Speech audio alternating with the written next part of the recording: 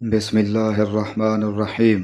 حضرت انس بن مالک رضی اللہ عنہ سے روایت ہے کہ ان حضور صلی اللہ علیہ وآلہ وسلم کے مرض الموت میں ابو بکر صدیق رضی اللہ عنہ نماز پڑھاتے تھے۔ پیر کے دن جب لوگ نماز میں صف باندھے کھڑے ہوئے تھے تو ان حضور صلی اللہ علیہ وآلہ وسلم حجرے کا پردہ ہٹائے کھڑے ہوئے ہماری طرف دیکھ رہے تھے۔ آپ صلی اللہ علیہ وآلہ وسلم کا چہرہ مبارک حسن و جمال اور صفائی میں گویا مصحف کا ورق تھا۔ آپ مسکرا کر ہنسنے لگے۔ ہمیں اتنی خوشی ہوئی کہ خطرہ ہو گیا کہ کہیں ہم سب آپ کو دیکھنے ہی میں نہ مشغول ہو جائیں اور نماز توڑ دیں۔ حضرت ابوبکر رضی اللہ عنہ الٹے پاؤں پیچھے ہٹ کر صف کے ساتھ آ ملنا چاہتے تھے۔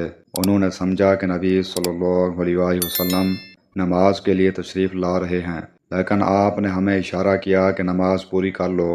پھر آپ نے پردہ ڈال دیا۔ بس ان حضرت صلی اللہ علیہ وآلہ وسلم کی وفات اسی دن ہو گئی۔ انا للہ و انا الیہ راجعون۔ صحیح بخاری حدیث نمبر 680۔ ام المؤمنین حضرت عائشہ رضی اللہ عنہا سے روایت ہے کہ آپ نے بتلایا کہ رسول کریم صلی اللہ علیہ وآلہ وسلم نے ایک مرتبہ بیماری کی حالت میں میرے ہی گھر میں نماز پڑھی۔ آپ بیٹھ کر نماز پڑھ رہے تھے اور لوگ آپ کے پیچھے کھڑے ہو کر پڑھ رہے تھے۔ آپ نے ان کو بیٹھنے کا اشارہ کیا اور نماز سے فارغ ہونے کے بعد فرمایا کہ امام اس لیے ہے کہ اس کی پیروی کی جائے، اس لیے جب وہ رکوع میں جائے تو تم بھی رکوع میں جاؤ، اور جب وہ سر اٹھائے تو تم بھی سر اٹھاؤ، اور جب وہ سمیع اللہ لمن حمیدہ کہے تو تم ربنا لک الحمد کہو، اور جب وہ بیٹھ کر نماز پڑھے تو تم بھی بیٹھ کر نماز پڑھو۔ صحیح بخاری حدیث نمبر 688۔ حضرت ابو ہریرہ رضی اللہ عنہ سے روایت ہے کہ رسول اللہ صلی اللہ علیہ وآلہ وسلم نے فرمایا کہ امام لوگوں کو نماز پڑھاتے ہیں، پس اگر امام نے ٹھیک نماز پڑھائی تو اس کا ثواب تمہیں ملے گا، اور اگر غلطی کی تو بھی تمہاری نماز کا ثواب تم کو ملے گا، اور غلطی کا وبال ان پر رہے گا۔ صحیح بخاری حدیث نمبر 694۔